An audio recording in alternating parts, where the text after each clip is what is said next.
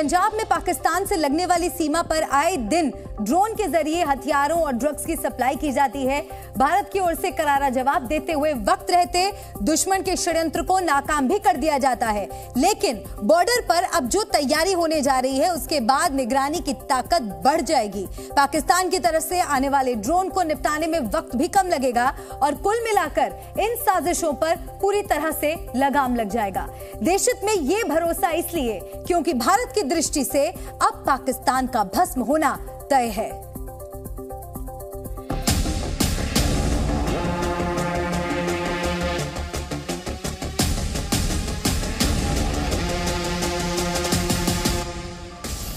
पाकिस्तान के ड्रोन को मुंहतोड़ जवाब देगा हिंदुस्तान का स्वदेशी ड्रोन। सीमा पार से साजिश तो भस्म कर देगी भारत की दृष्टि। अचूक,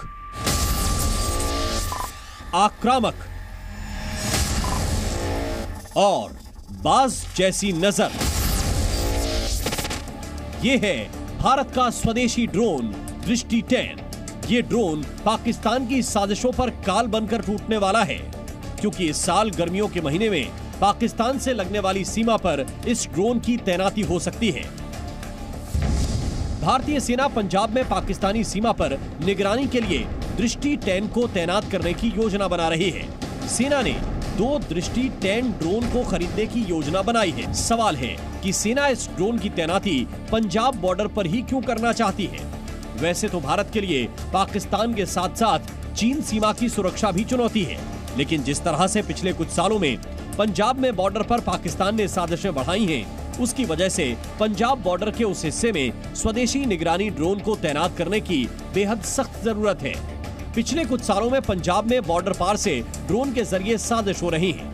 कभी ड्रोन के जरिए सीमा पार से हथियारों की सप्लाई की जाती है, तो कभी विस्फोटक गिराए जाते हैं। सीमा पार बैठे भारत के दुश्मन देश में ड्रग्स भी ड्रोन के जरिए भेज रहे हैं।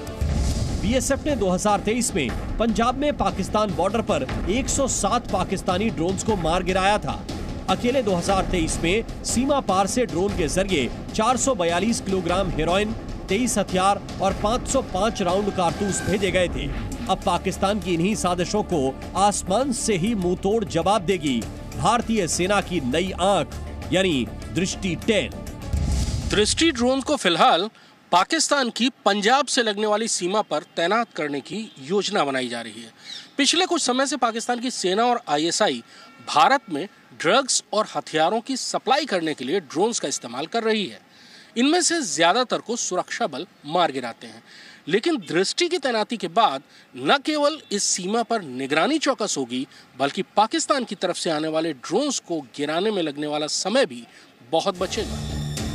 मौजूदा समय में भारतीय सेना हेरॉन मार्क 1 और मार्क 2 ड्रोन का इस्तेमाल कर रही है, लेकिन दृष्टि 10 ड्रोन बाकी ड्रोन से काफी ज्यादा एडवांस और ताकतवर है, जिसकी वजह से इसे सेना अपने बेड़े में शामिल करना चाहती है। दृष्टि 10 इजराइल की तकनीक पर आधारित ड्रोन है। स्वदेशी कंपनी ने इसके लिए इजराइल की कंपनी से टेक्नोलॉजी हासिल की है और अब भारत में इसका निर्माण कर रही है। मौजूदा समय में इसमें 70% कलपुर्जे स्वदेशी हैं। भविष्य में इसे पूरी तरह से स्वदेशी बनाने पर भी कंपनी काम कर रही है। अब सवाल है कि आखिर दृष्टि 10 ड्रोन्स को कब तक बॉर्डर पर तैनात किया जा सकता है। भारतीय सेना चाहती है कि अगले 2 से 3 महीने में इसकी तैनाती पाकिस्तानी सीमा पर हो जाए। दृष्टि 10 ड्रोन सिर्फ पंजाब सीमा से ही पाकिस्तान की साजिशों को नाकाम नहीं करेगा, बल्कि ये समंदर से भी पाकिस्तान पर निगरानी रखेगा। भारतीय नौसेना भी दृष्टि ड्रोन को अपने बेड़े में शामिल करने की तैयारी में है। थल सेना अध्यक्ष एडमिरल आर हरिकुमार के मुताबिक नेवी के लिए डिजाइन दृष्टि ड्रोन की तैनाती पोरबंदर में की जाएगी, ताकि पाकिस्तान पर समंदर से भी निगरानी रखी जा सके, यानी जल से और थल से दृष्टि की निगाहें पाकिस्तान पर होंगी। भारतीय सेना ने ड्रोन बनाने वाली कंपनी से अगले 2 से 3 महीने में 2 और ड्रोन देने के लिए कहा है। भारतीय सेना ने कंपनी के सामने शर्त रखी है कि ड्रोन में इस्तेमाल होने वाली तकनीक में 60% स्वदेशी तकनीक होगी। दूसरे रक्षा उत्पादों की तरह इन ड्रोन्स को भी मेक इन इंडिया प्रोग्राम के तहत ही बनाया जा रहा है। कृष्ण मोहन मिश्रा, जी मीडिया, दिल्ली। तो दृष्टि 10 ड्रोन की दूरदृष्टि कैसी है, इसके लिए देशज पाठशाला में दृष्टि के बारे में आपको हम पूरी जानकारी देते हैं। सवाल आपके मन में होगा कि आखिर दृष्टि 10 में क्या खूबी है। एक बार में ये 36 घंटे की उड़ान भर सकता है। इसके साथ ही एक बार उड़ान पर 2000 किलोमीटर दूर तक ये जा सकता है। साथ ही एक और खूबी इसकी ये है कि 4000 मीटर यानी 4 किलोमीटर की ऊंचाई तक उड़ान भरने में ये पूरी तरह सक्षम है। इसकी अधिकतम रफ्तार 220 किलोमीटर प्रति घंटा है। सवाल ये कि दृष्टि 10 में कौन कौन से हथियार लगेंगे। अभी हथियारों पर खुलासा नहीं हुआ है, लेकिन ये 450 किलोग्राम भार ले जाने में सक्षम है, यानी इतने वजन का विस्फोटक भी ये आसानी से ले जा सकता है। अब अगला सवाल ये कि दृष्टि 10 को कंट्रोल कैसे करेंगे, तो इसका जवाब लैपटॉप टैबलेट से भी इसे कंट्रोल किया जा सकता है। अगला सवाल ये कि दृष्टि 10 से लाइव वीडियो क्या देखी जा सकती है, तो इसका जवाब है हाँ, लाइव वीडियो देखने की इसमें सुविधा है, यानी दुश्मन जो हरकत करेगा कंट्रोल रूम में वो लाइव देखा जा सकता है। अगला सवाल, दृष्टि 10 का संपर्क टूट गया तो जहां से इसे लॉन्च होगा वहां खुद ही ये वापस लौट आएगा। अगला सवाल ये कि दृष्टि 10 की बैटरी लो हो गई तो क्या किया जा सकता है, इसका जवाब ये कि बैटरी लो होने पर ड्रोन वापस लौट आएगा। तो ये तमाम खूबियां हैं दृष्टि 10 में। पाकिस्तान को डराने वाली एक और खबर सामने आई है। खबर इस्लामाबाद, लाहौर, कराची और पेशावर जैसे शहरों से आ रही है। पाकिस्तान में 1 दर्जन अंडे की कीमत 400 रुपए से लेकर 700 रुपए तक चली गई है। अगले महीने वहां चुनाव होने वाले हैं और उससे पहले ही महंगाई नए रिकॉर्ड बना रही है। कुछ समय पहले पाकिस्तान में आटा और चीनी का संकट था। पिछले हफ्ते ही पाकिस्तान को 19,000 करोड़ रुपयों का लोन मिला है और अब अंडे इतने महंगे हो रहे हैं कि शायद पाकिस्तान के लोगों को भी अंडे खरीदने के लिए लोन लेना पड़ेगा। अंडे की कीमत सुनते ही पाकिस्तानियों के पसीने छूट रहे हैं। इस्लामाबाद, लाहौर और कराची में अंडा 400 रुपए दर्जन तक मिल रहा है और वहाँ महंगे अंडे का खौफ चल रहा है। जी हाँ, खौफ। सरहद पार बैठी पब्लिक का गुस्सा बढ़ता जा रहा है। इससे पहले पाकिस्तान में आटे के लिए मारपीट और छीना झपटी हो चुकी है और पाकिस्तानी न्यूज चैनलों की रिपोर्ट और भी ज्यादा डराने वाली है। अंडों की सरकारी कीमत 400 रुपए दर्जन है, यानी बाजार में अंडे इससे कहीं ज्यादा महंगे मिल रहे हैं। सिर्फ अंडे ही नहीं, चिकन 600 रुपए किलो से भी महंगा बिक रहा है। प्याज 250 रुपए किलो है और दूध 200 रुपए लीटर मिल रहा है। डर ये भी है कि पाकिस्तान की सरकार ने जल्द कीमतें घटाने का फैसला नहीं लिया तो वहां दंगा भी भड़क सकता है। 700 रुपए दर्जन अंडों की कीमत सुनने के बाद से पाकिस्तानियों का गुस्सा 7वें आसमान पर है। जनता अपने वजीर आजम से सवाल पूछ रही है और सरकार की लाख कोशिशों के बावजूद भी दाम है कि नीचे ही नहीं आ रहे। अंडों की महंगी कीमत से पाकिस्तान के बाजारों की रौनक गायब है। यही पाकिस्तानी पिछले हफ्ते तक खुशियां मना रहे थे, अब यहां मातम जैसा माहौल है। पिछले हफ्ते पाकिस्तान को IMF से 19,000 करोड़ रुपए का लोन मिला था। पाकिस्तानी मीडिया का दावा है कि इसके बदले पाकिस्तान को बिजली, गैस और ब्याज दरें बढ़ाने के लिए कहा गया था। हालांकि लोन मिलते ही अंडों की कीमत क्यों बढ़ गई, इसका जवाब तो किसी के पास नहीं है। पाकिस्तान में दुकानदार अलग अलग बहाने बना रहे हैं, पर जनता को किसी की भी बात पर यकीन नहीं है। और आजकल मालदीव भी पाकिस्तान के ही रास्ते पर चल रहा है। मोहम्मद मोइजू मालदीव के राष्ट्रपति भारत से पंगा लेते लेते अब खूबसूरत मालदीव को कट्टरवाद की आग में झोंकने की तैयारी कर रहे हैं। चीन का पिट्ठू बन चुके मोइजू अपने राजनीतिक गुरु की तरह ही भारत विरोधी एजेंडे को हवा दे रहे हैं। भारतीय सेना के जवानों को मालदीव छोड़ने का फरमान सुनाने के बाद वो अपने देश को सीरिया बनाने की राह पर निकलते जा रहे हैं। देखिए ये खास रिपोर्ट। मालदीव का कट्टरवादी राष्ट्रपति, चीन की शह पर भारत से पंगा, मोइजू को पंगा भारी पड़ेगा। मालदीव एक ऐसा देश जहां कभी बौद्ध धर्म के लोग भी थे तो हिंदुओं की संख्या भी रही, लेकिन अब वहां हाल ही में बने राष्ट्रपति मोहम्मद मोइजू के राज में इस्लामिक कट्टरवाद पैर पसार रहा है। जानकारों की माने तो मालदीव में कट्टरपंथ इतनी तेजी से बढ़ रहा है कि अगर इसे जल्द नहीं रोका गया तो ये दूसरा सीरिया बन जाएगा। एक रिपोर्ट के मुताबिक मालदीव में दूसरे धर्मों के लोगों पर पाबंदियां लगाई जा रही हैं। साल 2014 से लेकर 2018 की शुरुआत तक 250 से ज्यादा लोग आईसिस में भर्ती के लिए सीरिया गए थे। मोइजू पर कट्टरपंथ की सनक ऐसी चढ़ी है कि जिस भारत ने मालदीव का हर वक्त साथ दिया, भारत मालदीव को करीब 40 सालों से डिफेंस रक्षा भी देता रहा है, वहां राष्ट्रपति मोइजू के फरमान पर भारतीय सैनिकों को मालदीव से जाने को कहा गया है। जानकारों के मुताबिक मोहम्मद मोइजू की कट्टरपंथी सोच और चीन प्रेम उन्हें लगातार भारत विरोधी काम करने के लिए उकसा रहा है।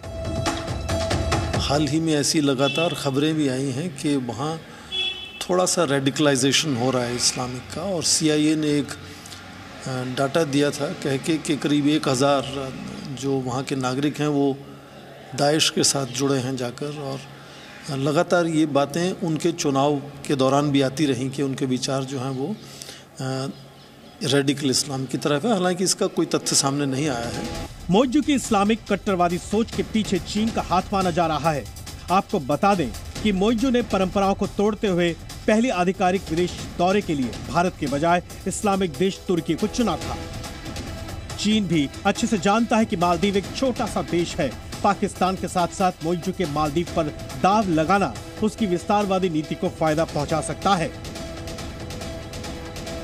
इन सब का फायदा तो मालदीव्स को ही है। आप देखें भारत का जो योगदान है, चाहे वो सेना का हो या दूसरी सिविल परियोजनाओं का हो, वो सारा भारत की कोशिश है कि वहाँ के आम नागरिक को वहाँ जो है वो स्वस्थ प्राप्त होना चाहिए, विकास मिलना चाहिए, वहाँ जो परियोजनाएं हैं वो इंफ्रास्ट्रक्चर बनना चाहिए। तो वो वहाँ के लोगों के भलाई के लिए ही भारत ने बहुत सारा काम किया है। चीन भारत की दुनिया में बढ़ती साख से परेशान है, तो मालदीव के राष्ट्रपति मोहम्मद मोइजू चीन की परस्ती में भारत से तनावपूर्ण संबंध बना रहे हैं। चीन के पिट्ठू बन चुके मोइजू के राजनीतिक गुरु और पूर्व राष्ट्रपति अब्दुल्ला यामीन भी चीन के चेले थे। अब्दुल्ला यामीन भ्रष्टाचार के मामले में सलाखों के पीछे हैं। 2013 से 18 के दौरान अब्दुल्ला यामीन ने चीन के कर्ज के लिए मालदीव के दरवाजे खोल दिए थे।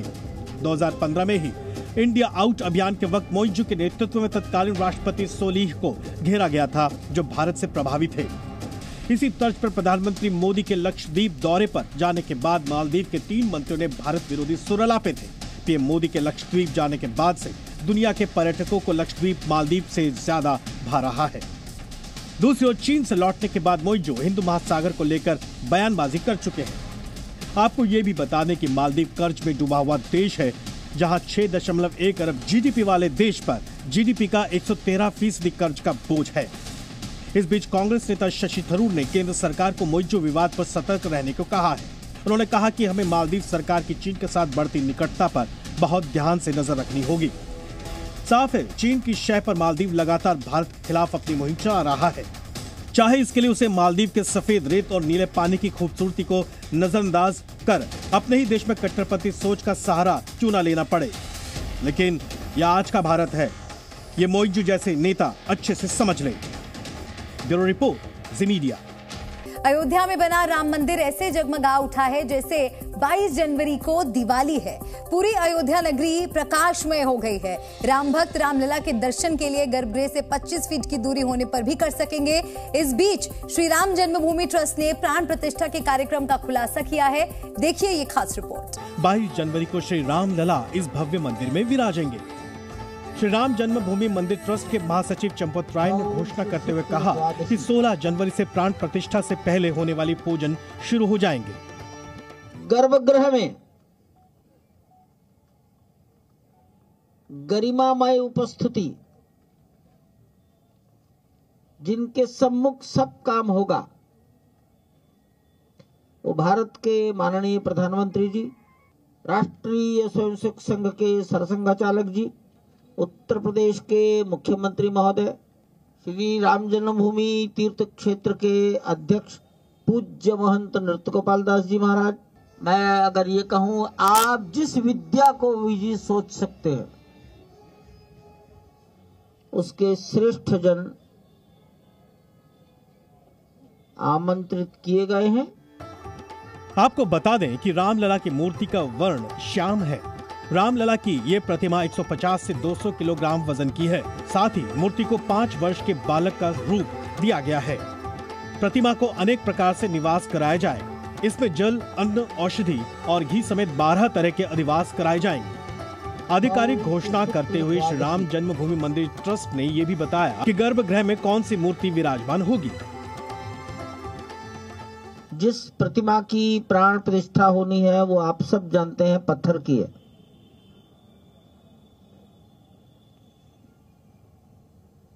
हमारे अनुमान से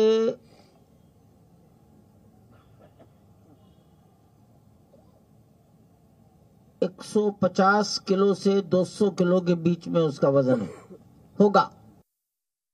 प्राण प्रतिष्ठा का कार्यक्रम करीब 75 मिनट तक चलेगा, जिसे देश और दुनिया भर में मौजूद राम भक्त अलग अलग माध्यमों से देख सकेंगे। आपको बता दें कि इस अनुष्ठान को 121 आचार्य कराएंगे। इस बीच अयोध्या को राम नगरी के तर्ज पर सजाया और संवारा जा रहा है। अयोध्या को सजाने और संवारने में 1000 से ज्यादा कर्मचारियों को लगाया गया है। इस वक्त अयोध्या के उस मार्ग पे हम मौजूद हैं जो नया घाट और हनुमानगढ़ी के लिए जाता है। आप देख सकते हैं कि किस तरीके से सड़कों के किनारे ये फैंसी लाइट लगाई गई हैं और जब रात में ये लाइटें जलती हैं तो यहाँ का जो नज़ारा है वो देखते बनता है। और ये लाइटें सिर्फ यही नहीं बल्कि अयोध्या के हर मार्ग पर लगाई जा रही हैं और माना जा रहा है कि अयोध्या को दुल्हन की तरह तैयार किया जा रहा है और आने वाले दिनों में अयोध्या आपको राम की नगरी के रूप में नजर आएगी। इस वक्त पूरी अयोध्या नगरी दमक रही है। अयोध्या का कोना कोना चमक रहा है। राम भक्ति में देश के कोने कोने से लोग अपने सामर्थ्य के अनुसार अपनी भक्ति का प्रदर्शन कर रहे हैं। आज रामलला के आगमन के लिए अयोध्या त्रेता युगीन हो गई है। अयोध्या से बलराम पांडे के साथ ब्यूरो रिपोर्ट, जी मीडिया। राम मंदिर के लिए करोड़ों राम भक्तों ने बरसों तक धैर्य रखा। जब इंसान का धैर्य टूटता है तो वो गुस्से में बदल जाता है और गुस्सा न सिर्फ खुद के लिए बल्कि दूसरों के लिए भी हानिकारक बन जाता है। इन दिनों उत्तर भारत में कोहरे का कहर है। कोहरे की वजह से विमान घंटों घंटों लेट हो रहे हैं या फिर रद्द हो रहे हैं। इसी लेट लतीफी के कारण एक विमान यात्री इतने गुस्से में आ गया कि उसने विमान के पायलट को ही घूंसा मार दिया।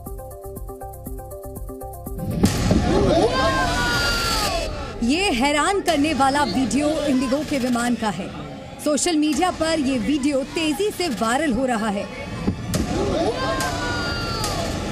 विमान का पायलट अनाउंसमेंट करने के लिए अपने कॉकपिट से बाहर निकलकर यात्रियों के बीच खड़ा था। उसी दौरान सामने से एक यात्री आता है और पायलट को एक थप्पड़ जड़ देता है। विमान की एयर होस्टेस उस यात्री को रोकने की कोशिश करती है। इस दौरान यात्री पायलट से क्या कहता है, ध्यान से सुनिए। नहीं चलाना मत चला, हो गया। नहीं चलाना मत चला, हो गया। दरअसल इस यात्री के गुस्से की वजह है विमान का देरी से उड़ना। इंडिगो की दिल्ली से गोवा जाने वाली उड़ान कोहरे के कारण 12 से 13 घंटे लेट हो गई। उड़ान में इतनी देरी के कारण गुस्साए साहिल नाम का यात्री भड़क गया और पायलट से मारपीट कर बैठा। इंडिगो एयरलाइंस ने आरोपी साहिल के खिलाफ पुलिस में शिकायत दर्ज करवा दी है। वहीं नागरिक उड्डयन मंत्री ज्योतिरादित्य सिंधिया ने इंडिगो में हुई घटना पर कड़ी आपत्ति जताई है। उन्होंने कहा कि कोहरे की वजह से उड़ान में देरी हो रही है और इसको लेकर जो खराब व्यवहार की घटनाएं सामने आई हैं, उसे स्वीकार नहीं किया जा सकता और इस पर कानूनी कार्रवाई की जाएगी। अब सवाल है कि आरोपी साहिल के खिलाफ क्या कानूनी कार्रवाई हो सकती है। एयरलाइंस की तरफ से आरोपी यात्री को नो फ्लाई लिस्ट में डालने की सिफारिश DGCA से की जा सकती है। नो फ्लाई लिस्ट में आने से यात्री एक निश्चित समय के लिए किसी भी एयरलाइंस में उड़ान नहीं भर पाएंगे। हवाई जहाज में झगड़ा करने पर जेल हो सकती है। हालांकि दावा है कि आरोपी साहिल ने पायलट से माफी मांग ली थी। कोहरे का विमान सेवाओं पर कितना बुरा असर पड़ रहा है, इसका अंदाजा सोमवार को दिल्ली अंतर्राष्ट्रीय हवाई अड्डे से रद्द विमानों के आंकड़े से लगा सकते हैं। कोहरे के कारण अकेले सोमवार को दिल्ली एयरपोर्ट पर 143 उड़ानें रद्द हुई। करीब 500 उड़ानों में देरी हुई। कोहरे के कारण या तो उड़ानें रद्द कर दी जाती हैं या फिर मंजिल से कहीं ज्यादा दूर उनकी लैंडिंग करानी पड़ती है। 13 जनवरी को मुंबई से गुवाहाटी जाने वाला इंडिगो का विमान कोहरे की वजह से गुवाहाटी में नहीं उतर पाया। कोहरे के कारण विमान न तो कोलकाता और न ही भुवनेश्वर में लैंड कर पाया। मजबूरी में विमान को पड़ोसी देश बांग्लादेश में लैंड करवाना पड़ा। मतलब कोहरे की मजबूरी ने विमान यात्रियों को मुफ्त में विदेश यात्रा करवा दी। ब्यूरो रिपोर्ट, जी मीडिया। तो विमान में पिटाई के अलावा एक और खबर वायरल है। सोशल मीडिया पर इस समय पूर्व क्रिकेटर सचिन तेंदुलकर का एक डीप फेक वीडियो वायरल है। ये वीडियो इस समय आपकी स्क्रीन पर है और ये नकली वीडियो है जिसमें Sachin Tendulkar Skyward aviator quest नाम के एक गेमिंग ऐप को प्रमोट करते दिख रहे हैं। हो सकता है आपने भी इस वीडियो को देखकर उस पर यकीन किया होगा, पर आज सचिन तेंदुलकर खुद सोशल मीडिया पोस्ट करके उन्होंने बताया कि इस वीडियो के फर्जी होने का खुलासा किया। आजकल सोशल मीडिया पर ऐसे सैकड़ों वीडियो मौजूद हैं और डीप फेक पर आज की देशहित पाठशाला में हम ऐसे फर्जी वीडियोस की पोल खोलेंगे और उनकी पहचान का तरीका भी आपको बताएंगे। तो सबसे पहला सवाल है, डीप फेक क्या है? तो इसका जवाब ये कि किसी असली वीडियो, फोटो या ऑडियो में किसी दूसरे के चेहरे और आवाज को फिट कर देना ही डीप फेक है। ये इतनी सफाई से होता है कि कोई भी यकीन कर ले। इसमें नकली भी एकदम असली लगता है। दूसरा सवाल, डीप फेक कैसे बनाया जाता है? इसका जवाब ये है कि कुछ खास सॉफ्टवेयर और आर्टिफिशियल इंटेलिजेंस की मदद से ऐसे वीडियो बनाए जाते हैं। इसमें वीडियो और ऑडियो की टेक्नोलॉजी और सॉफ्टवेयर की मदद से बनाया जाता है। अगला सवाल, आप डीप फेक वीडियो को कैसे पहचान सकते हैं? डीप फेक वीडियो को ध्यान से देखकर आप उसकी गलतियों को पकड़ सकते हैं। अक्सर ऐसे वीडियोस में होठों की हरकत ऑडियो से अलग होती है, यानी उनमें अंतर होता है। चेहरे की हरकतें अक्सर थोड़ी अजीबोगरीब होती हैं। आप ऐसी खबरों की सच्चाई जानने के लिए भरोसेमंद न्यूज चैनल यानी जी न्यूज को भी देख सकते हैं, जहां आपको 100% सही खबरें मिलेंगी। चौथा सवाल, डीप फेक को लेकर सबसे बड़ा खतरा क्या है? तकनीक में सुधार के साथ संभव है जल्द ही ऐसे डीप फेक वीडियोस बनने लगे जिसको पकड़ना करीब करीब नामुमकिन हो जाए।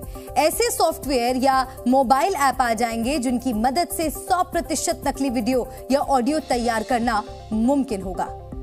पांचवा सवाल, अब तक सचिन सहित कितने सेलिब्रिटीज डीप फेक का शिकार हो चुके हैं? तो आपको बता दें कि इससे पहले फिल्म स्टार रश्मिका मंदाना का भी एक नकली वीडियो आया था। सॉफ्टवेयर की मदद से बड़ी सफाई से रश्मिका मंदाना का चेहरा एक दूसरे वीडियो पर लगा दिया गया था। छठा सवाल, सचिन तेंदुलकर की शिकायत के बाद क्या कार्रवाई हुई है? तो सचिन की सोशल मीडिया पोस्ट पर केंद्रीय मंत्री राजीव चंद्रशेखर ने अपना बयान दिया है। उन्होंने कहा है कि डीप फेक समाज के लिए काफी घातक हो सकता है। इस पर सभी प्लेटफॉर्म्स को सख्त रहने और नियमों का सख्त पालन करने की जरूरत है और इस पर कड़ा नियम भी बनाया जा सकता है। तो कुछ समय पहले पीएम मोदी ने भी डीप फेक पर चिंता जताई थी और लोगों से इससे सतर्क रहने के लिए कहा था। जी न्यूज़।